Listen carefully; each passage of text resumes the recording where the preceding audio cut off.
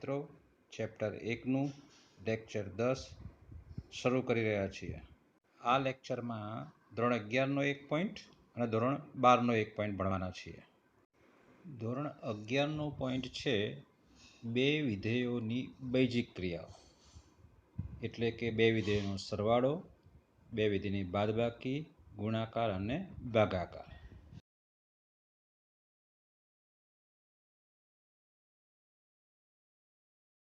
બે વિધેય લઈએ છીએ આપણે.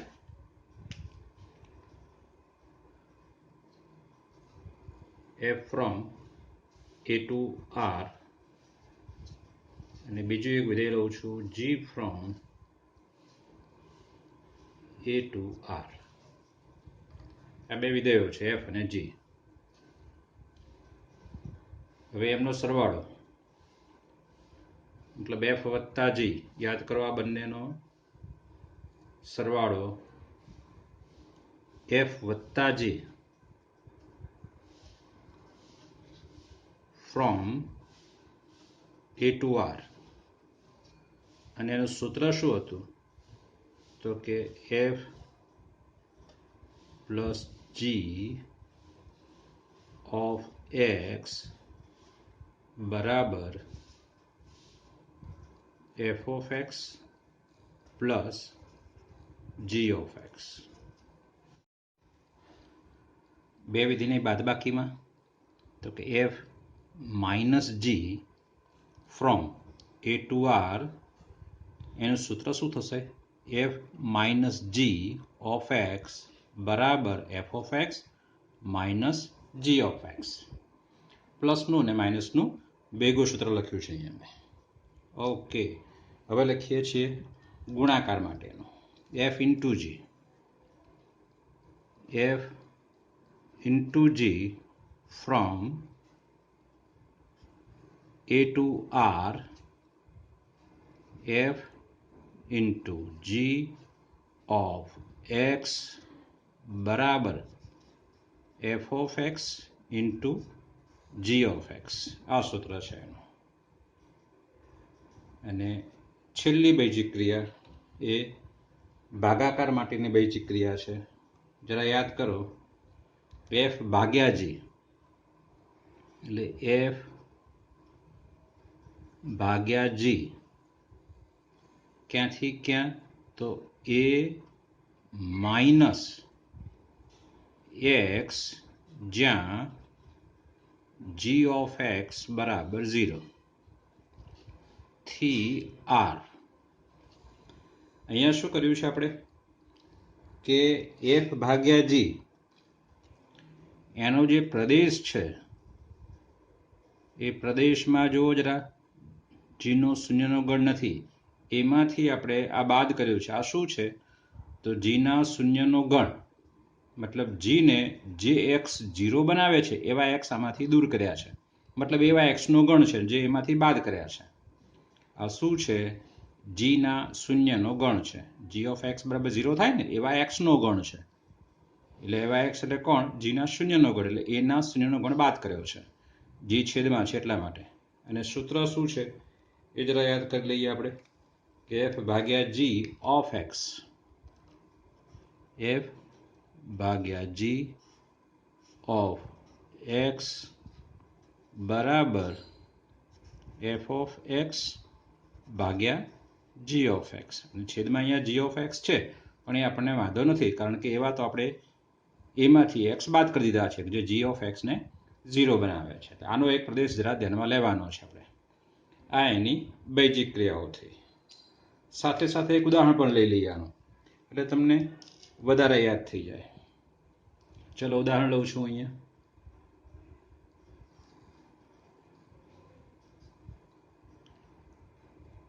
f from r to r, એનું સૂત્ર આ છે. ધારો કે f of x બરાબર 2x plus 3 અને વિધેય g લઉં છું, g from r to r, અને એનું સૂત્ર લઉં છું g of x બરાબર 2 minus 3x. હવે આ બે વિધેયો પરથી આપણે આ બંને વિધેયનો સરવાળો, ગુણાકાર અને ભાગાકાર જોઈએ તો f વત્તા g r થી r આવશે અને એનું સૂત્ર શું આવશે તે f વત્તા g ઓફ x બરાબર શું આવશે એ જરા જોઈ લઈએ આપણે.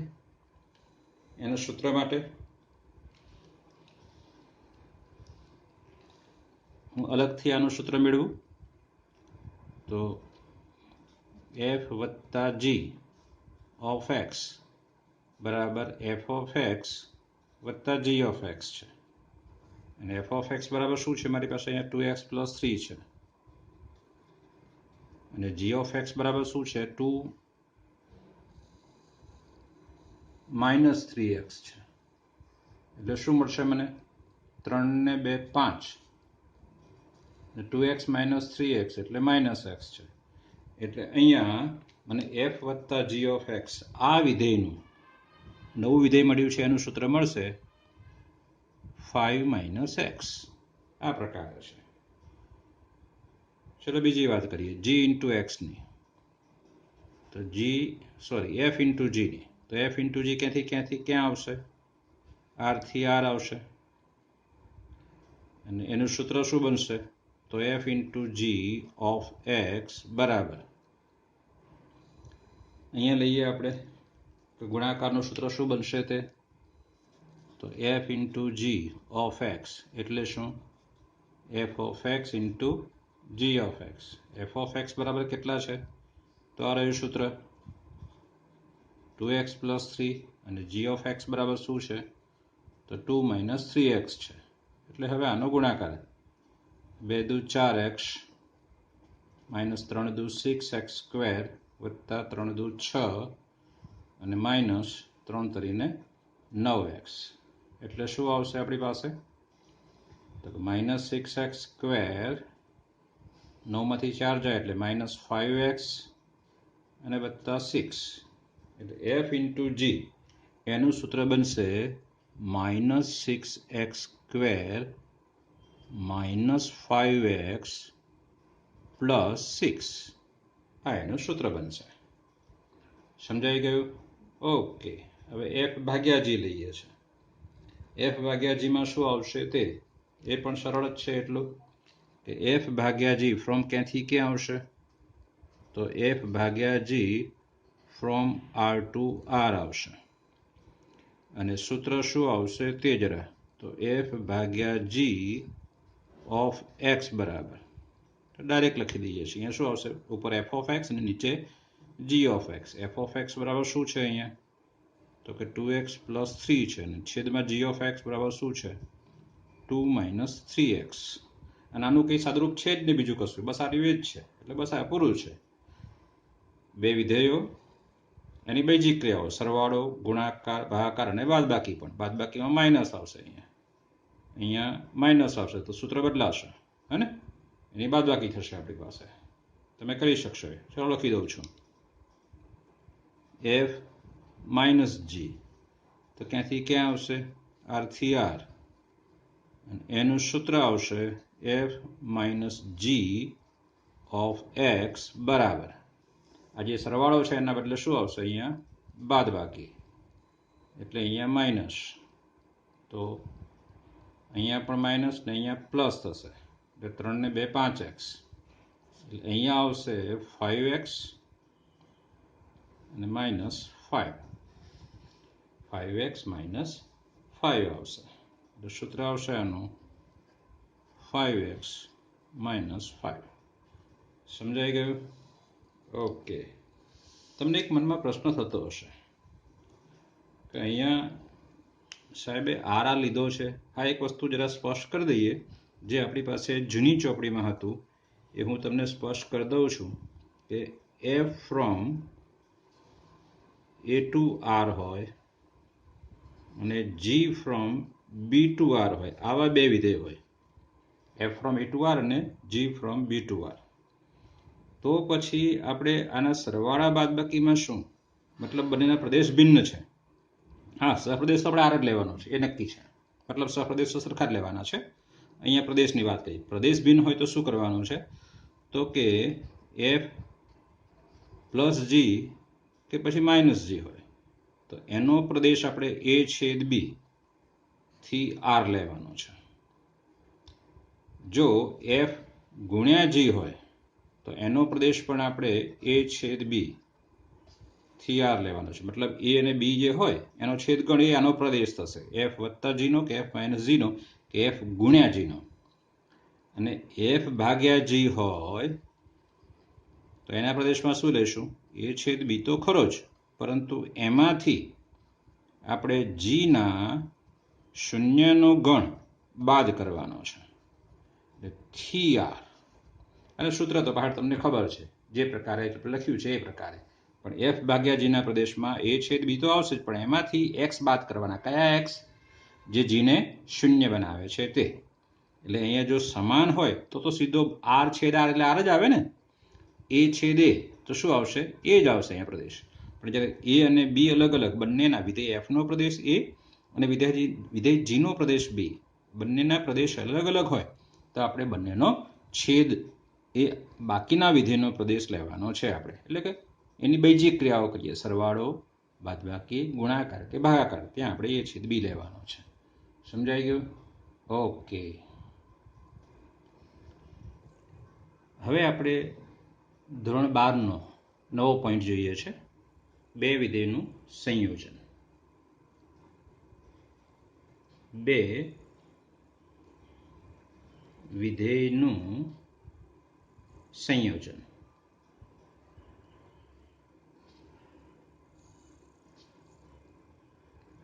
બે વિધેયનો સરવાળો, બે વિધેયની બાદબાકી, બે વિધેયનો ગુણાકાર, બે વિધેયનો ભાગાકાર, એ બે વિધેયની બૈજિક ક્રિયાઓ છે. જ્યારે અહીંયા આપણે જોવાનું છે બે વિધેયનું સંયોજન જોવાનું છે, આખી અલગ વસ્તુ છે તે. આગળ જે પોઈન્ટ જોયો આપણે, સરવાળો, બાદબાકી, ગુણાકાર, ભાગાકાર, એ તો ધોરણ 11માં આપણે જોઈ જ ગયા હતા. આપણે એનું રિવિઝન કર્યું, એને યાદ કરાવ્યું છે. આ એક નવો પોઈન્ટ છે અને સારો પોઈન્ટ છે, તમારે ધ્યાન આપવાનું છે. બે વિધેયનું સંયોજન કરવું છે તો પહેલા બે વિધેય જોઈશે. ધારો કે એક વિધેય એફ ફ્રોમ એ ટુ બી છે અને બીજું વિધેય જી ફ્રોમ બી ટુ સી છે. જો અહીંયા મેં ત્રણ ગણ લીધા છે, એ, બી અને સી છે. ઓકે, આ બંને વિધેયનું મારે સંયોજન કરવાનું છે. હવે સંયોજન કેવી રીતે કરીએ છીએ તે જોઈએ જરા. મહત્વનું એ છે, હું અહીંયા ગણ એ, ગણ બી અને ગણ સી પહેલા બતાવું છું. ચલો ગણ એ લઉં છું અહીંયા હું, ગણ બી લઉં છું અને ગણ સી લઉં છું. અહીંયા આ એ છે, બી છે અને સી છે.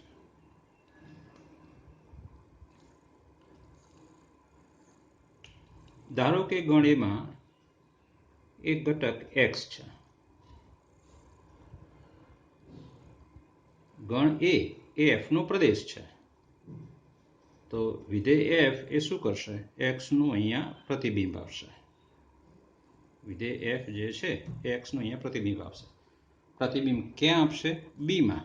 અને એ પ્રતિબિંબ શું હશે? તમે જાણો છો, એફ ઓફ એક્સ. ઓકે, હવે બી શું છે? જીનો પ્રદેશ છે. અને એફ ઓફ એક્સ ક્યાં છે? બીમાં છે. તો પછી વિધેય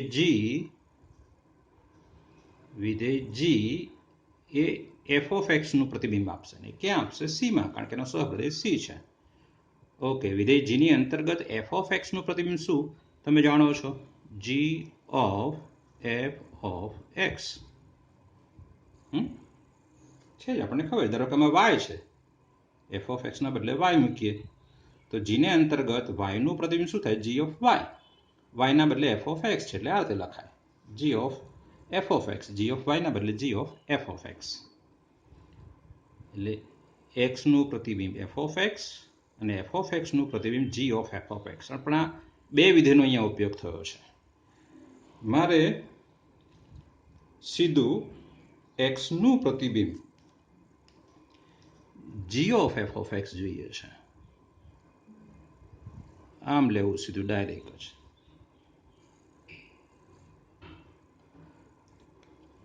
એટલે કે એને સી સાથે જોડતું જે વિધેય લેવું છે એનું નામ હું એચ આપું છું. અને તો પછી h from A to c. અને હવે એચનો પ્રદેશ એ છે અને એમાં એક્સ છે જ, તો એચ ઓફ એક્સ બરાબર શું થશે? તો એચ શું આપશે? એક્સનું પ્રતિબિંબ.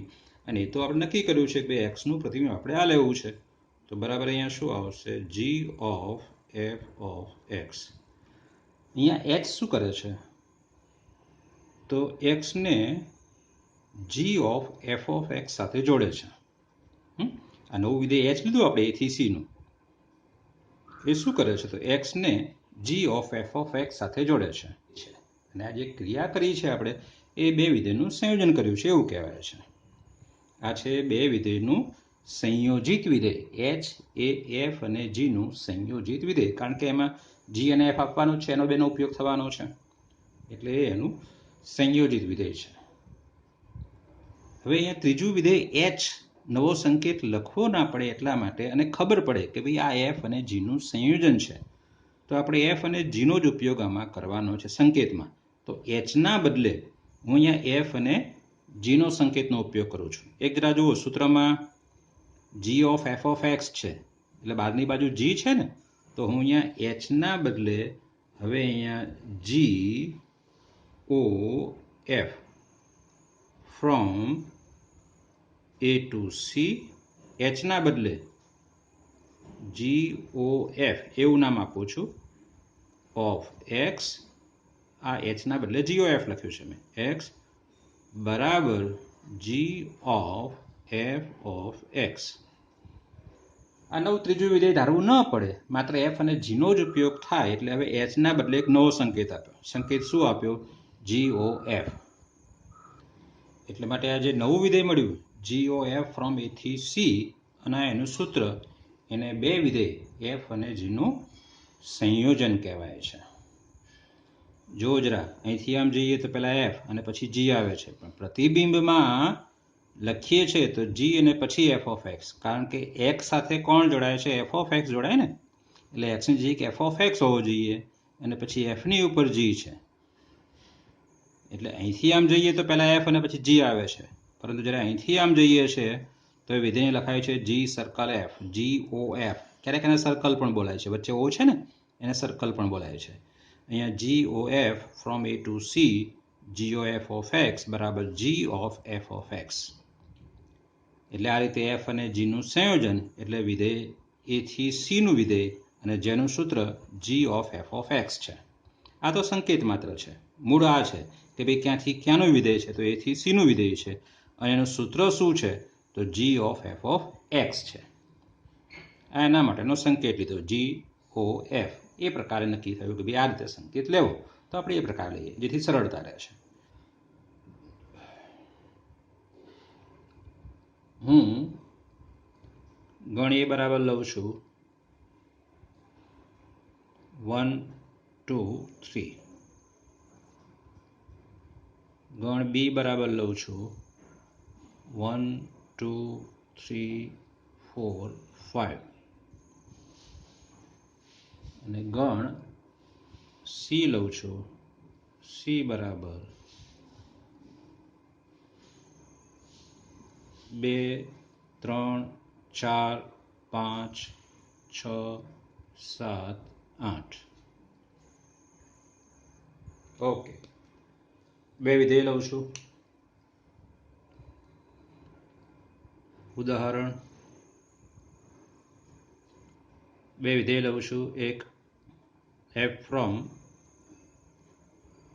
એ ટુ બી, જેનું સૂત્ર આપું છું એફ ઓફ એક્સ બરાબર એક્સ પ્લસ 1.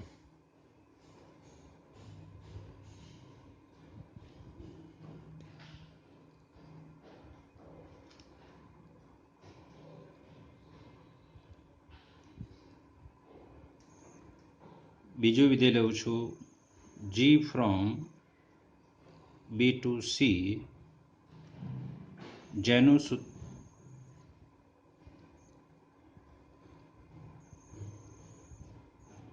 જેનું સૂત્ર આપું છું જી ઓફ એક્સ બરાબર એક્સ પ્લસ 2.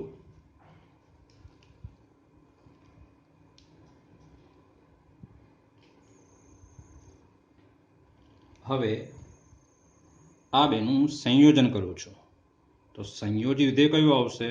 જી સર્કલ એફ, એટલે કે G circle F, G O F from ક્યાંથી ક્યાં? એ થી સી.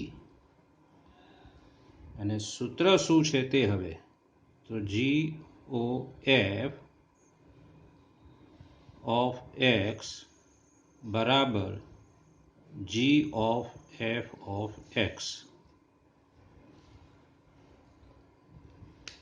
આપણે આ સૂત્ર મેળવીએ છીએ.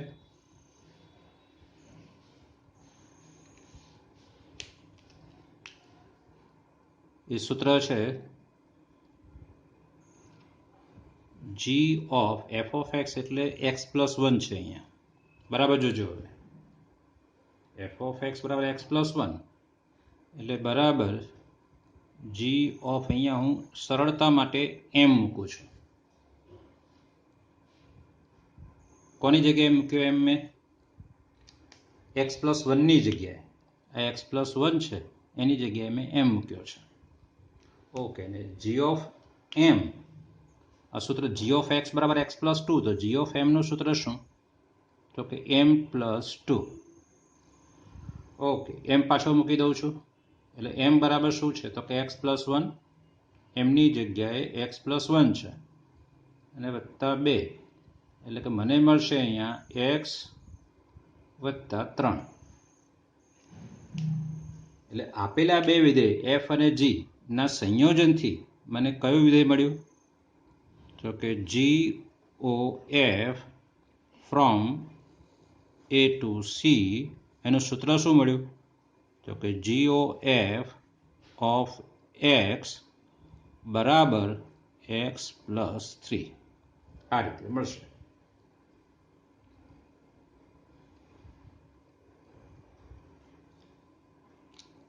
બીજી રીતે લખીએ તો આમ પણ લખી શકાય કે જી ઓ એફ એ એટલે શું? તો છગડિયા કૌંસમાં 1 2 3 થી શું આવશે અહીંયા? સી એટલે 2 3 4 5 6 7 8. અને આ સૂત્ર છે એનું જી ઓ એફ ઓફ એક્સ બરાબર એક્સ વત્તા 3. એટલે હવે આનું પ્રતિબિંબ આ સૂત્રથી મળશે, કારણ કે વિધેય કયું છે? જી ઓ એફ. તો અહીંયા હું 1 મૂકું તો પ્રતિબિંબ કયું મળશે? 4. 2 મૂકું તો પ્રતિબિંબ કયું મળશે? 5. 3 મૂકું તો પ્રતિબિંબ કયું મળશે? 3 ને 3 6. સમજાય છે? ઓકે. જો એક બીજું ઉદાહરણ લઈએ છીએ આપણે.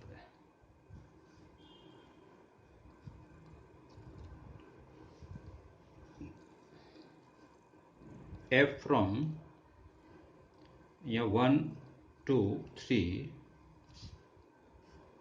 અહીંયા લઉં છું 1 2 3 4 5. એનું સૂત્ર લઉં છું એફ ઓફ એક્સ બરાબર એક્સ પ્લસ 1.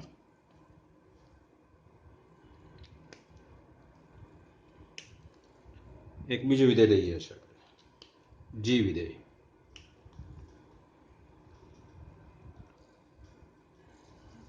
જી ફ્રોમ અહીંયા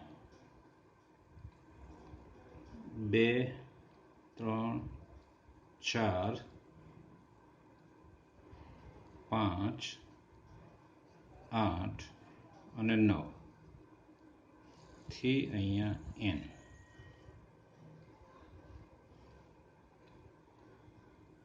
હવે આપણે અહીંયા આનો આલેખ બનાવીએ છીએ.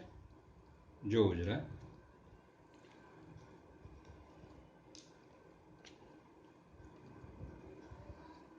આને હું A કહી દઉં, આ જે છે તે B કહીએ, અને C કહીએ, અને આને D કહીએ.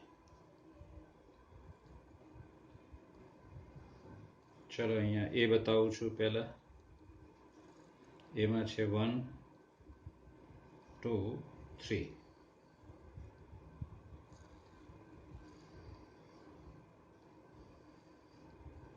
B બતાવું છું અને અહીંયા C બતાવું છું, અહીંયા બતાવું છું D. તમે જોઈ શકશો કે આ બંનેને છેદે એવું બતાવ્યું છે, કારણ કે બંનેના કોમન ઘટક હું અહીંયા લખું છું વચ્ચે 2 3 અને 4 અને 5 પણ છે. 2 3 4 5 એ બંનેના કોમન છે ને. B અને C માં જોઈ શકાય છે. B માં શું છે 1 2 3 4 5 અને C માં શું છે 2 3 4 5 6 8 9.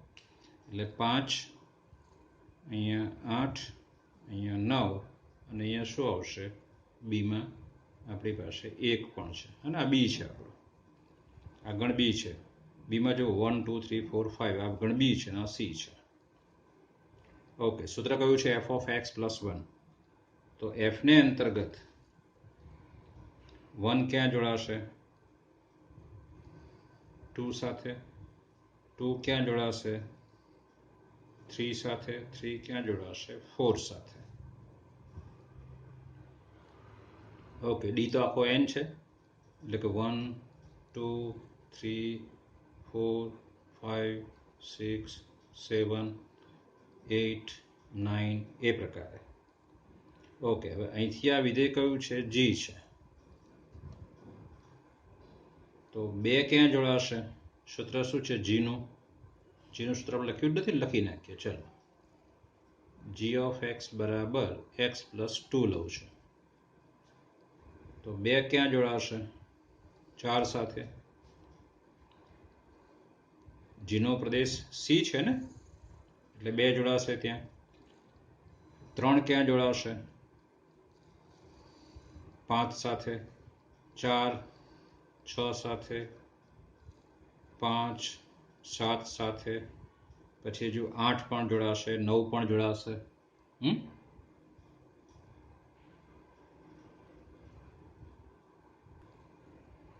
ચલો મિત્રો, એક બીજું ઉદાહરણ લઈએ છીએ આપણે. ઉદાહરણમાં 2 વિધેય લઈએ છીએ, f from a to b. એક મિનિટ પહેલા આપણે ગણ લખી દઈએ કે a બરાબર 1 2 3, b બરાબર લઉં છું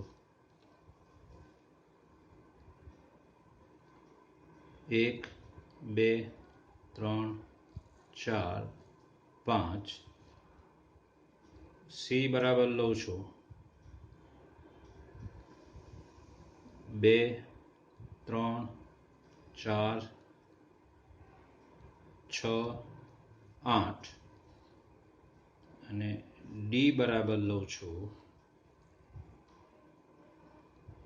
1 2 3 થી 10 સુધી. 4 ગણ લીધા છે મેં. હવે એના પર હું 2 વિધેય વ્યાખ્યાયિત કરું છું. એક વિધેય f લઉં છું, f from a to b, અને g from c to d લઉં છું. ચલો, આનો આલેખ દોરીએ છીએ આપણે a b c d. હું અહીંયા ગણ a બનાવું છું, પછી અહીંયા b બનાવું છું, b અને c બંનેમાં કેટલાક ઘટકો કોમન છે, સામાન્ય, એટલે આ રીતે બનાવું છું. અને છેલ્લે અહીંયા ડી બનાવું છું. A B C D A B C અને D છે.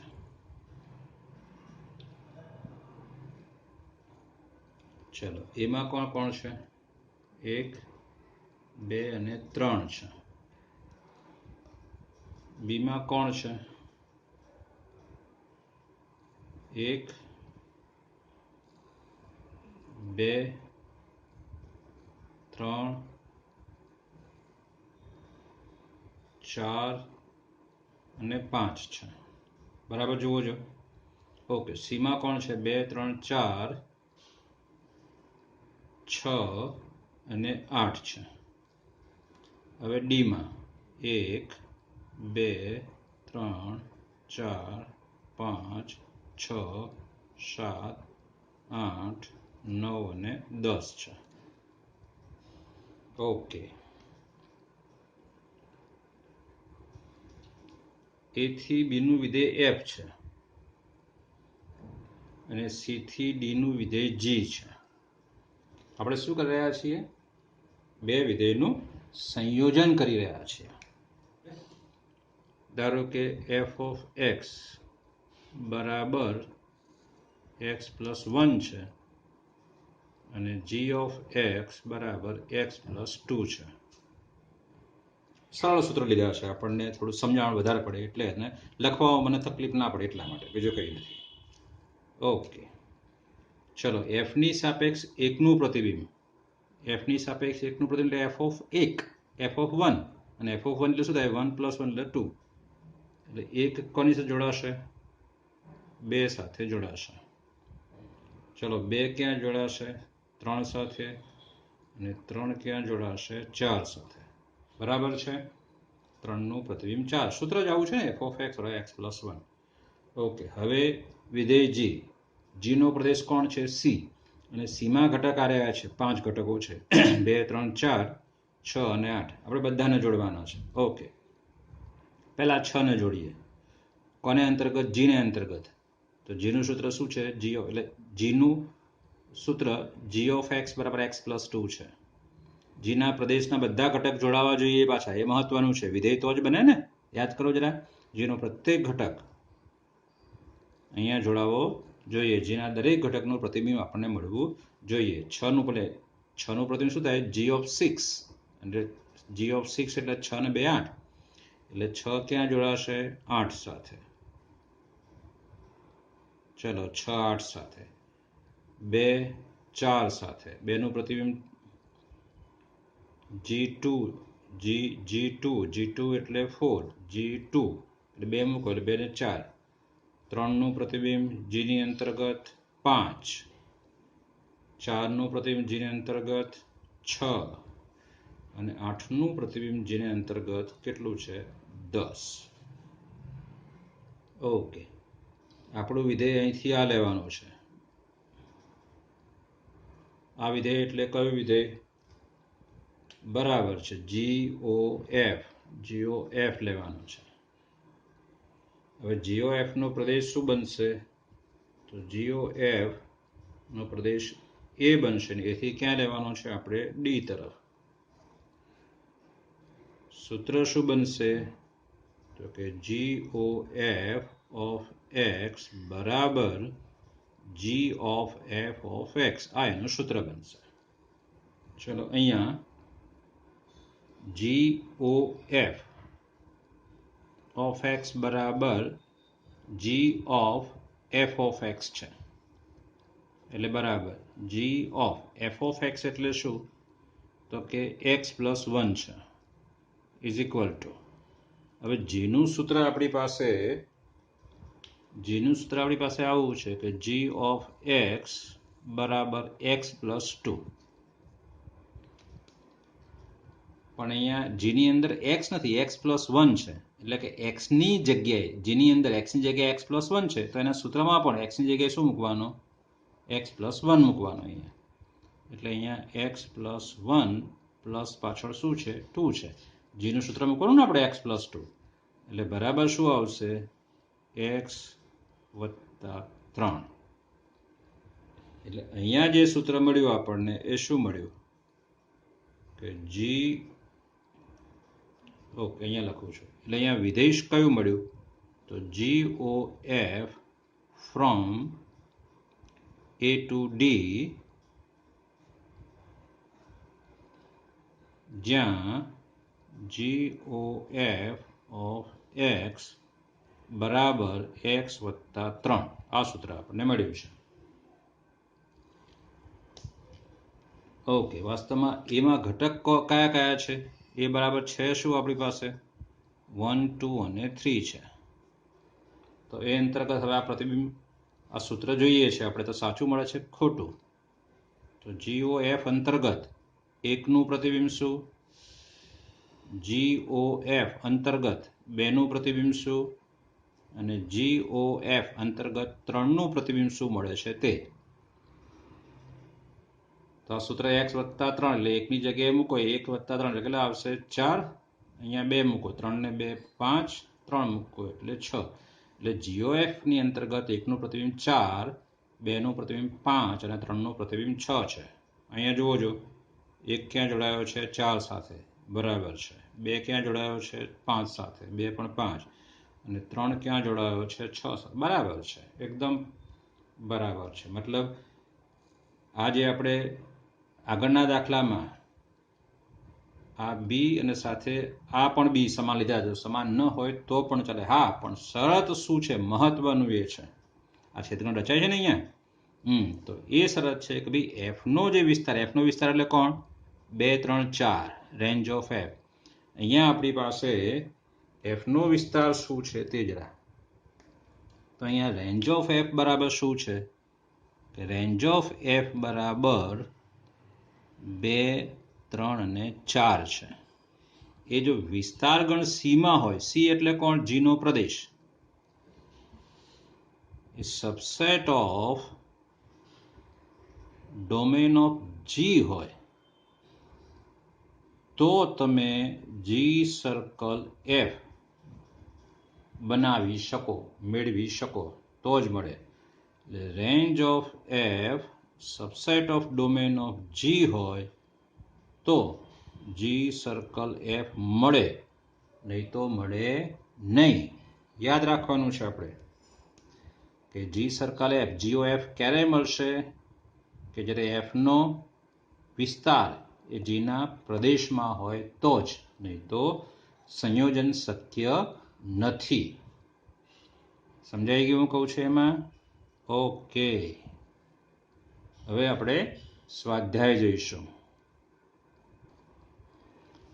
જો મિત્રો નવો પોઈન્ટ હોય એટલે મગજને શાંત રાખી અને એમાં પૂરેપૂરું ધ્યાન રાખીને સમજવો જ પડે અને એમાં તમને સમજણ પડે એવો હું પૂરો પ્રયત્ન કરું છું વારંવાર સમજાવું છું ઉદાહરણ સાથે સમજાવું છું. એટલે તમને ન સમજાય તો મને તમે પૂછી શકો છો.